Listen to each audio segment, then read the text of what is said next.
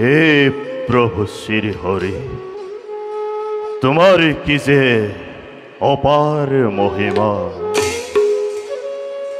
তোমার নামকেই হার করি, কতদিন কত রাত্রি একাকার করি, হরি হরি বলি বিচারে পড়িছু। কিন্তু আজ পর্যন্ত তোমাক না পালো দর্শন। অবশ্যই আমার দরে ক্ষুদ্র প্রাণীয়ে তোমার অপার মহিমা বুঝিবর কি সাধ্য আছে প্রভু। তথাপিও প্রভু, তোমার নামকে হার করি মই তপস্যা করিম চিরকাল।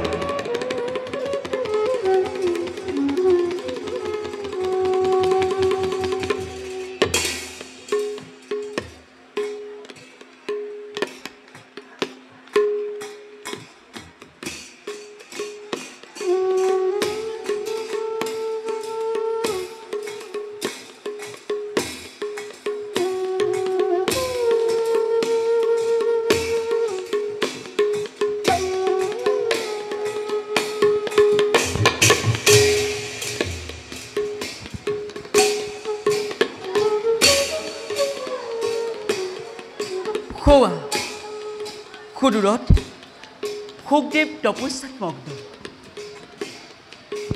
কিমান ধুনীয়া সুখদেৱ! এনে লাগিছে যেন তপস্যা ভংগ নকৰি মোৰ সকলো কৰ্ম ইয়াতে সামৰি থৈ সুখদেৱক এপলক দৃষ্টিৰে একেথৰে চাই ৰওঁ। কিন্তু সাৱধান সাৱধান ৰম্ভা, তই তোৰ কৰ্তব্য কৰিবই লাগিব। মোৰ মায়াৰ দ্বাৰা মোৰ ৰূপ যৌৱনত মতলীয়া কৰি সুখদেৱৰ পৰা ভাগৱত শাস্ত্ৰ শৰণ কৰি নি ব্ৰহ্মচৰ্যব্ৰত মই কৰিম ভংগ।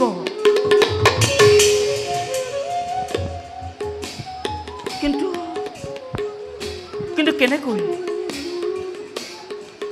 মই সুখদেৱৰ যাওঁ কাষ কি উপায় মই সুখদেৱৰ যাম কাষ যাওঁ। মই মোৰ কৰ্তব্যত হওঁ অগ্ৰসৰ। উপায়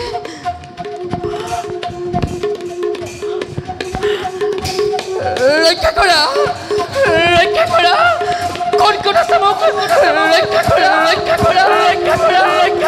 কোন আছে মোক ৰক্ষা কৰা। অকস্মাৎ অৰণ্যৰ মাজতীয়া কাৰ আৰ্তনাদ। ৰক্ষা কৰা কোন আছে মোক ৰক্ষা কৰা।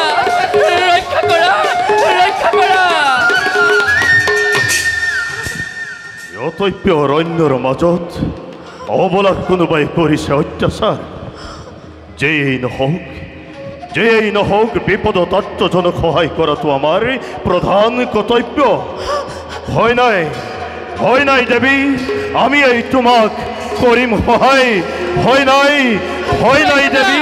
ৰক্ষা কৰা কোন আছা মোক দুষ্টৰ হাতৰ পৰা ৰক্ষা কৰা। ভয় নাই দেৱী, আমি এই তোমাক কৰিম সহায়। ৰক্ষা কৰা মোৰ দুষ্ট হাতৰ পৰা মোক ৰক্ষা কৰা। কোনো ভয় নকৰিবা দেৱী, আমাৰ বৰ্তমানত তোমাক কোনেও একো অনিষ্ট কৰিব নোৱাৰে। কিন্তু দেৱী, কোন তুমি? দিয়া তোমাৰ সত্য পৰিচয়। মই বনৰ মাজত প্ৰকৃতিৰ সৌন্দৰ্য উপভোগ কৰা এগৰাকী বনদেৱী। উত্তৰ পাৰত সৰু মূৰটোৰ কাষতে মোৰ বাসস্থান। তোমাক কোনেও অৰণ্যৰ মাজত বিপদ ঘটাব খুজিছিল, আৰু বৰ্তমান সি এতিয়া কোন দিশে কৰিছে গমন? মই বনৰ মাজত ঘূৰি ফুৰোঁতে কোনোবা দুষ্ট চক্ৰই মোক হৰণ কৰিব খুজিছিল, আৰু আৰু আপোনাৰ মাত শুনি তেওঁলোক ততালোকে সেই স্থানৰ পৰা কৰিল পৰায়ণ। মোক অনাথিনী নকৰিব, মোক ৰক্ষা কৰক। অৰণ্যৰ মাজতো আজি অবলা নাৰীক দুষ্টই কৰিছে অত্যাচাৰ। দেৱী, তুমি কোনো ভয় নকৰিবা, আমি এই তোমাক আশ্ৰয় কৰিম প্ৰদান। আপুনি কিমান সহজ সৰল শান্ত প্ৰকৃতিৰ, পিছে কোননো আপুনি? আমি মহামুনি ব্যাসদেৱৰ সন্তান, নাম মোৰ হোক। এই বিশাল অৰণ্যৰ মাজত একমাত্ৰ হৰিক আৰাধনাৰ কৰাই হৈছে মোৰ প্ৰধান কৰ্তব্য।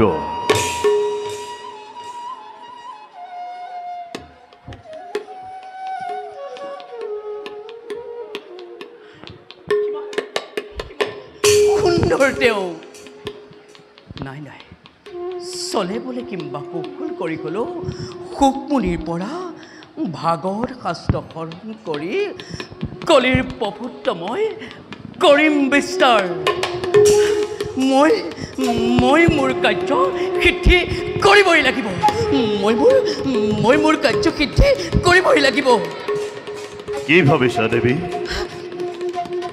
ভাবিছোঁ মানে শুনিবলৈ পাইছোঁ আপোনাৰ গৰ্ভত বোলে ভাগৱত শাস্ত্ৰ আছে। এয়া অৱশ্যে সত্য দেৱী। একমাত্ৰ প্ৰভু ভগৱন্তৰ কৃপাত আমাৰ গৰ্ভতেই ভাগৱত শাস্ত্ৰ আছে। কি ক'লে ঋষিবৰ? যিদিনাৰ পৰাই মই আপোনাৰ নাম শুনিছিলোঁ, সেই দিনাৰ পৰাই শয়নে সপোনে কেৱল আপোনাকে বুজিছিল। সেয়েহে আপুনি মোক দাসী ৰূপে কৰক গ্ৰহণ। এয়া তুমি কি কৰিছা দেৱী? এনে কাৰ্য অতি অশোভন। যোৱা দেৱী, খন্তেক তুমি বিশ্ৰাম কৰাগৈ। সেই ঋষিবৰ মন প্ৰাণ মই সকলোতে আপোনাৰ নামতে অৰ্পণ কৰিলোঁ। যদি আপুনি মোক গ্ৰহণ নকৰে, নৰবনে আপোনাৰ পুৰুষত্ব জীৱন। দেৱী, মায়ামোহত আবদ্ধ হৈ মায়াৰ দ্বাৰ মুক্ত কৰিবৰ বাবে যি পুৰুষে পৰম ব্ৰহ্মক ধ্যান নকৰে, সেইজনৰ জীৱনে মাত্ৰ বৃথা। কামনাত প্ৰফুল্লিত হৈ এই মনুষ্যই ক্ষন্তেকতে যৌৱন ধন সম্পত্তি সকলো নাশ কৰে। আৰু কি জানা দেৱী, এই ক্ষন্তেকৰ শোভৰ বাবেই এই নৰ দেহাও এদিন বিসৰ্জন দিব লগা হয়। সেই দেৱ সকলোবিলাক চতুৱালি কৰি পৰীক্ষাৰ আপুনি মোক দাসী ৰূপে কৰক গ্ৰহণ। দেৱী, নৰ ৰক্তৰে গঠিত এই দেহত বস্ত্ৰ আভূষণ কৰি তুমি মোৰ মুক্তিৰ পথৰ ৰুদ্ধ কৰিব খুজিছা? এই কাৰ্য কদাপিতো নহ'ব সম্ভৱ। নহয় দেৱ, মোৰ অন্তৰত আঘাত নিদিব। শয়নে সপোনে কেৱল মই আপোনাক বুজিছিলোঁ। গতিকে আপুনি মোক দাসী ৰূপে কৰক গ্ৰহণ। তোৰ হোৱা ৰমণী, মোক দাসী ৰূপে গ্ৰহণ কৰক দেৱ। তোৰ হোৱা ৰমণী, গ্ৰহণ কৰক।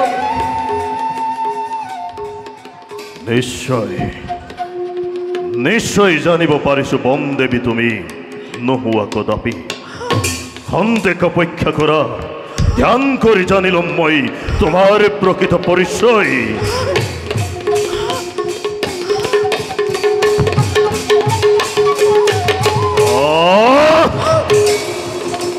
কলংকিত অপেশ্বৰী, তুমি যি মনোভাৱ লৈ এই শুকৰ কাষ চাপিছা, এই তোমাৰ কামনা কদাপিতো নহ'ব পূৰণ। অনাৰমণি, কোনোবাৰ যদি এনে অসৎ অভিপ্ৰায় লৈ মোৰ কাষ চাপা, অভিশপ্ত হবা তুমি চিৰদিনলৈ। আৰু শুনা দেৱী, তোমাৰ উপস্থিতিত চিৰদিনৰ বাবে কলুষিত হ'ল মোৰ এই পবিত্ৰ আশ্ৰম। আৰু সেইবাবে সেইভাবে এই মুহূৰ্ততে এই আশ্ৰময় কৰিছো গ্ৰহণ।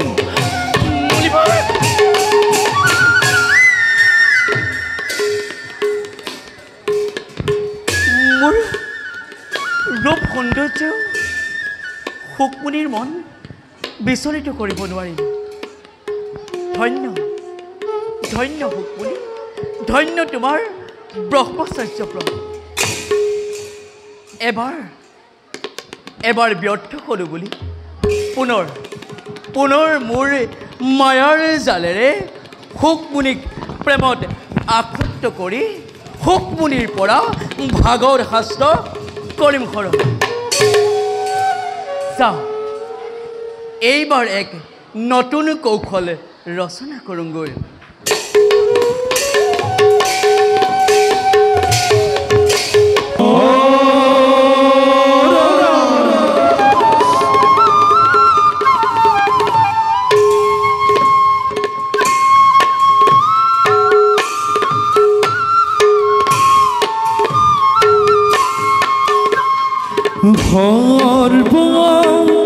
জ্ঞানী বিশাৰদ সৰ্বজ্ঞানী বিশাৰদ কাশ্যপ ব্ৰাহ্মণ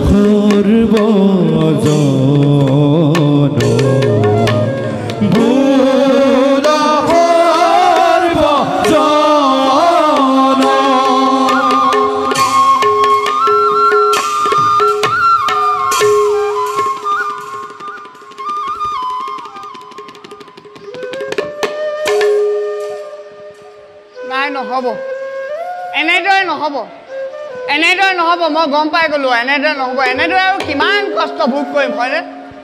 সকলোৱে জানে যে মই তন্ত্ৰ মন্ত্ৰ এজন বিদগ্ধ পণ্ডিত। সেই বুলি যদি আনৰ সহায়ৰ নামত জানো মোৰ এই সৰুকৈ হ'লেও পেট এটাটো আছে, এইটো এজনে সান্তনা লভিব। গৃহত যিগৰাকী আছে এইটো দেৱবাদ্যৰ নিচিনা দীঘলীয়া ডাঙৰ, সেইটোও সান্তনা নল'ব। কিমান মানুহে যে মোৰ সেই তন্ত্ৰ মন্ত্ৰ বলেৰে কিমান অসাধ্য সাধন কৰিলে, কিন্তু কিবা এটা দিবৰ বেলিকা সকলো ফুটুকা ফেন। আকৌ যদি মই পুনৰাই সুধোঁ তেনেহ'লে মোক কয় বোলে পোৱাই নাই নহয়, বোলে দিন নহয় বোলে মৰি যোৱা নাই নহয়। এনেকৈ বাৰু মোৰ এই সংসাৰখন চলেনে বাৰু? ইফালে মানুহজনীৰ কেটেপ মাত কেইকাৰে মুখত একেবাৰে কৰে বিধানী পিনে। মানুহজনী বুলি ক'লে মনটো ভালো লাগে আৰু ভয়ো লাগে। কিয় যে মই বিবাহ পাশত আবদ্ধ হৈছিলোঁ। আই বোপাই ক'লে যে বিবাহৰ উপযোগী হৈছে বোলে বিবাহ পাশত আবদ্ধ হ। মই বোলো হ'ব। আই বোপাই কথা মানিয়ে বিবাহ পাশত আবদ্ধ হ'বলৈ মই অনুমতি দিলোঁ। আমিতো আৰু ৰজা মহাৰাজা নহয়, বা আমাৰ ৰজা মহাৰাজা আমি পুত্ৰও নহয়। আমাৰ আৰু কি আৰু আমাৰ পচন্দ কথা নাই। যোনে যিয়ে আৰু আমাক দিয়ে আৰু সেয়ে আমি ভগৱানৰ নিৰ্মালী বুলি আমি গ্ৰহণ কৰোঁ আৰু তেনেকুৱাহে আৰু আমাৰ। আৰু বিবাহৰ দিনা গ'লোঁ, তথাপিও মুখখন নেদেখিলোঁ আইগৰাকী। বিবাহৰ সকলো মাংগলিক কাৰ্য সম্পন্ন হ'ল, তথাপিও আইগৰাকী মুখখন নেদেখিলোঁ।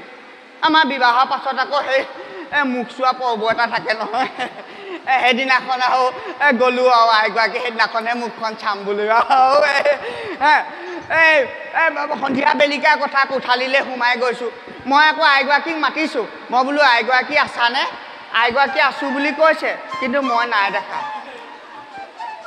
আকৌ এবাৰ মাতিছোঁ মই বোলো আইগৰাকী তুমি আছানে আইগৰাকী আছোঁ বুলি কৈছে কিন্তু মই নাই দেখা মই বোলো কথাটো কি মই আকৌ এবাৰ কৈছোঁ আইগৰাকী তুমি ক'ত আছা তেতিয়া আইগৰাকীয়ে কৈছে মই বোলে মই তোমাৰ কাষতে আছোঁ তেতিয়া মই গম পালোঁ মোৰ জীৱন এন্ধাৰ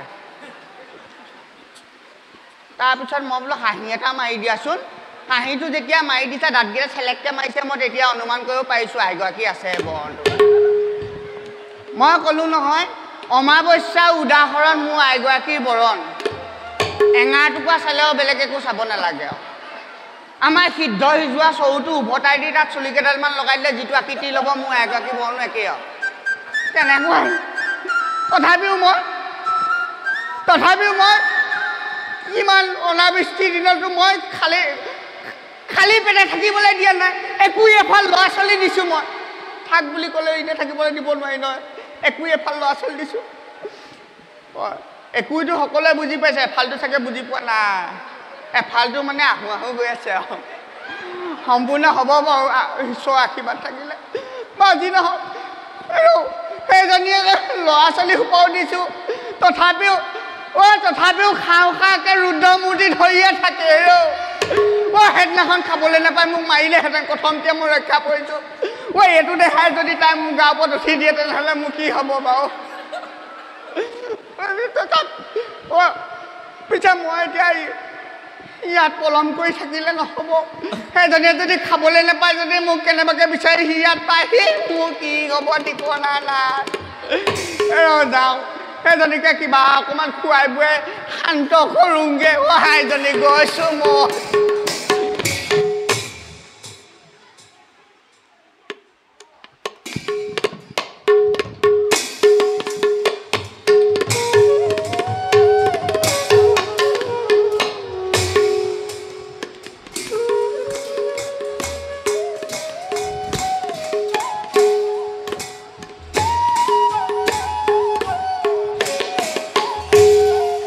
এয়াই মধু ৰম্ভা এইবাৰ তই তোৰ কাৰ্য সিদ্ধিৰ পথত মানৱ আৰু দৈত্যৰ মাজত বিবাদৰ সূচনা কৰিব লাগিব শুনিছোঁ দৈত্যকাল বনলৈ কৰিছে ক'ব তাৰ লগে লগে পৰীক্ষিতৰ সেনাপতি চন্দ্ৰসেনো এই বনলৈ কৰিছে গমন প্ৰথমতে মোৰ ৰূপত মুগ্ধ কৰি কাল দৈত্যক মোহিত কৰিম তাৰ পাছত চন্দ্ৰসেন আৰু কাল দৈত্যৰ মাজত বিবাদৰ কৰিম সূচনা আৰু তাৰ পাছত চন্দ্ৰসেনক মই পতিৰূপে কৰিম বৰণ হোৱা কাল দৈত্য এইফালে আহিব লাগিছে মই মোৰ মায়াৰ কাৰ্য কৰোঁ সম্পাদন মই মোৰ মায়াৰ কাৰ্য কৰোঁ সম্পাদন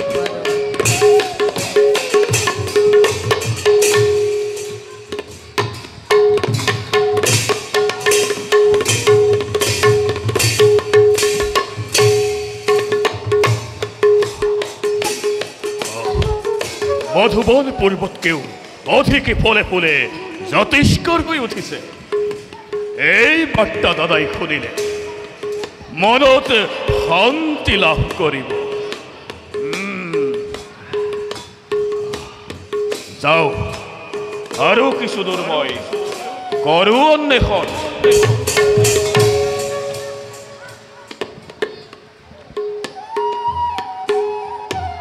কি অতৈপ্য বনৰ মাজতে কোনেই সুন্দৰী ৰমণী কি অপূৰ্ব সুন্দৰী সাক্ষাৎ অপেশ্বৰী যেনে নামি আহিছে খড়গৰ পৰা নাই নাই এই সুন্দৰী পত্নী ৰূপে মই গ্ৰহণ কৰিবই লাগিব যাওঁ অতি শীঘ্ৰে মই প্ৰেম আলিংগন কৰো নিবেদন ৰমণী ৰমণী অ ৰমণী চোৱাচোন কোন আজি বিদ্যমান তোমাৰ কাষত কোন তুমি কিবা হয়তো উপস্থিত হ'লা মোৰ সমীপে কাকতি কৰিছোঁ আঁতৰি যোৱা তুমি মোৰ সন্মুখৰ পৰা তুমি বন দেৱী অপেশ্বৰী যিয়েই নোহোৱা তোমাৰ ৰূপ লাৱণ্যই মোক একেবাৰে মতলীয়া কৰিছে ৰমণী লৈ যাম তোমাক আমাৰ ৰাজ্যলৈ দিয়া মোক একেবাৰে স্নেহালিংগন আঁতৰি যা তই মোৰ সন্মুখৰ পৰা তোৰ পাপ হাতেৰে কদাপিটি তই মোক নকৰিবি স্পৰ্শ ৰমণী এই গহীন বনৰ মাজত দূৰ দূৰণিলৈকে পশু পক্ষীৰ বাৰে আন কোনোৱেই নাই সেয়েহেতো তোমাকে ৰক্ষা কৰোঁতা কোনো নোলাব আজি দানৱৰ বিচৰণস্থলী ৰক্ষা কৰা ৰমণী দিয়া মোক একেবাৰ স্নেহালিংগন ৰমণী ৰক্ষা কৰা ৰমণী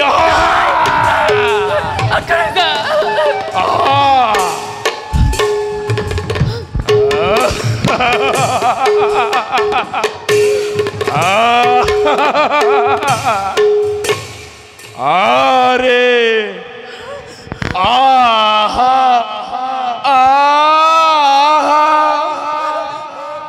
প্রাণেশ্বরী রমণী আমতি আমার দিয়া এবার মোর স্নেহালিঙ্গ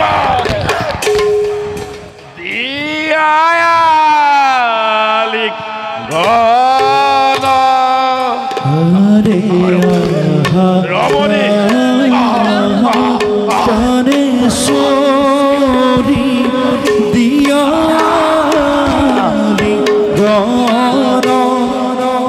আরে তোমার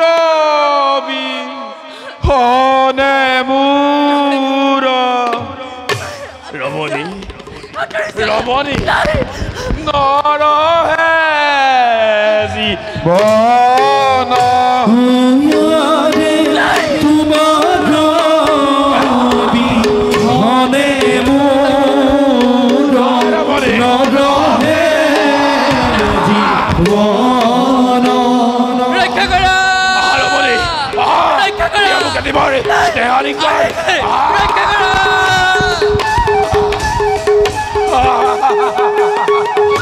রমণী মাতা তুমি উচ্চস্বরে মাতা রক্ষা করু তা কোনো দুরাবতী দানবর হাতৰ পৰা ৰমণী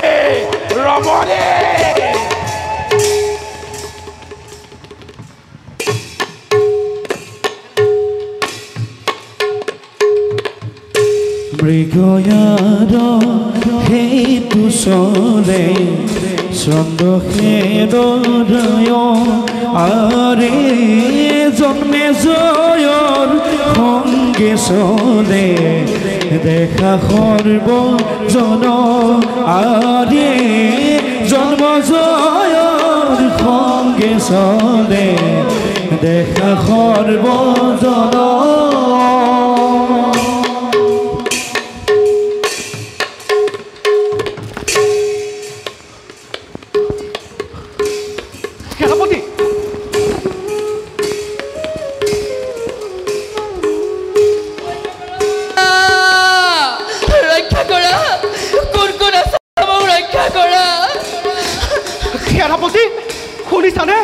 শুনিছানে সুদূৰত কোনোবা নাৰীৰ অবলাৰ কণ্ঠস্বৰ? নিশ্চয় নিশ্চয় তেওঁ কিবা বিপদত পৰিছে। বলা বলা সেনাপতি, আমি তেওঁক কৰোঁগৈ সহায়।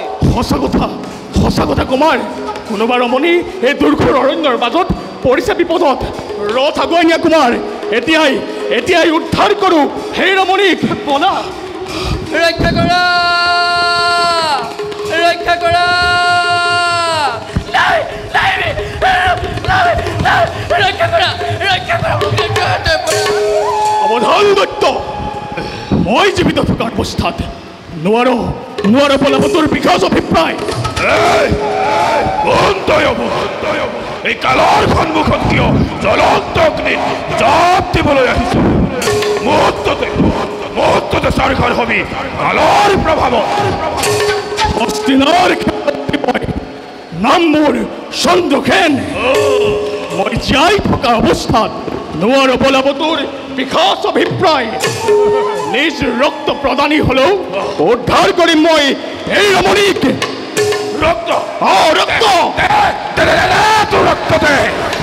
প্ৰথমতে তোৰ ৰক্ত পান তাৰ পাছত তত্ব কৰিম মোৰ কামৰল।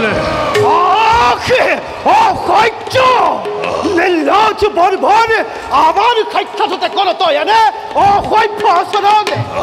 সেনাপতি, ইয়াক এই মুহূৰ্ততে কৰা বাৰণ, নতু ই ঘটাব। মই থকাৰ অৱস্থাত নালাগে তুমি অস্ত্ৰ ধাৰণ কৰিব। মই অকলেই এই দৈত্যক প্ৰথম জমৰ নকৰে। সাৱধান দৈত্য, সাৱধান হ মৃত্যুৰ বাবে।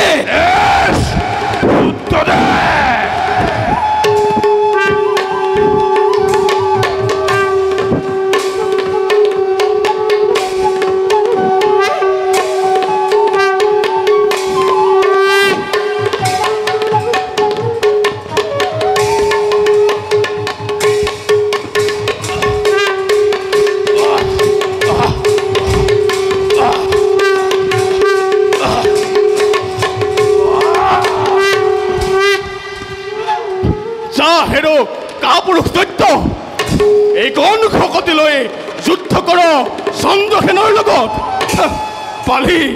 পালি আদি তাৰ যোগ্য প্ৰত্যুত্তৰ।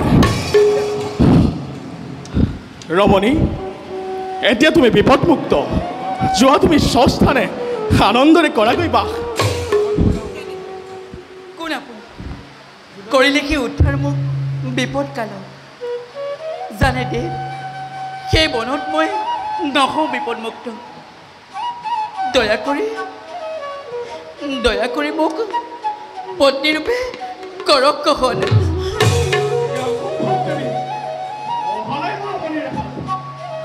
মাত্ৰ মৃগয়াৰ হেতু এতিয়া মই তোমাক কেনেদৰে গ্ৰহণ কৰিম? যদি আপুনি মোক গ্ৰহণ নকৰে, তেন্তে সতী ধৰ্ম ৰক্ষা কৰে মই এই দেখা দিম বিসৰ্জন। দেৱী, মই এতিয়া কি কৰোঁ? কেনেকৈ এই কথা মহাৰাজৰ আগত প্ৰকাশ কৰিম? কুমাৰ, মই একেবাৰে বুজিব পৰা নাই মই কি কৰোঁ। সেনাপতি, সতী ধৰ্ম ৰক্ষা কৰাটো ক্ষত্ৰিয়ৰ কৰ্তব্য, আৰু ক্ষত্ৰিয়ৰ কৰ্তব্যৰ পৰা কেতিয়াও হস্তিনাপুৰবাসী বিচলিত হোৱা নাই সেনাপতি। গতিকে সেনাপতি, তুমি এই ৰমণীক পত্নীৰূপে গ্ৰহণ কৰা। নিশ্চয় পিতা তোমাৰ এই কাৰ্যত আনন্দিত হ'ব সেনাপতি। তোমাৰ কথাই যেন সত্য হওক কুমাৰ। হে দেৱী, সতী ধৰ্মৰ ৰক্ষাৰ্থে আজি তোমাক মই ভজ্ৰা ৰূপে কৰিলোঁ গ্ৰহণ। কৰিব।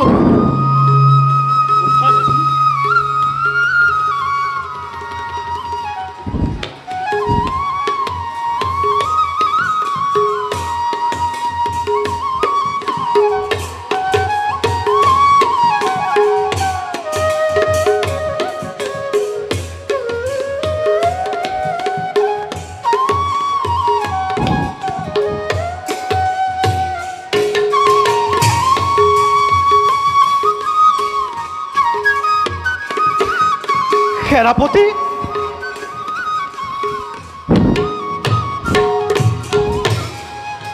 সেনাপতি মৃগয়াত হলে মৃগ লাভ নহল। সেনাপতি তোমাৰ কিন্তু পত্নী লাভ হল। বলা বলা সেনাপতি, আমি পলম নকৰি নিজ ৰাজ্যলৈ উভতি যাওঁ। বলা বলা দেৱী, বলা দেৱী।